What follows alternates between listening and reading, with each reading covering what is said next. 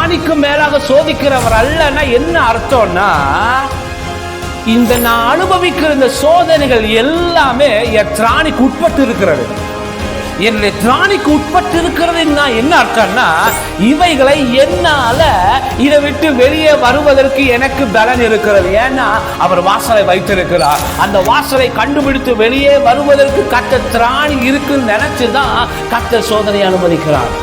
அப்படின்னா அவர் அந்த பிரச்சனையை மாற்றாததுக்கு காரணம் என்னன்னா, உனக்கு மாற்றுவதற்கு ஏற்கனவே நான் அதிகாரத்தை கொடுத்திருக்கிறேன், நீங்க உங்க அதிகாரத்தை பயன்படுத்தணும்னு கர்த்தர் விரும்புகிறார்.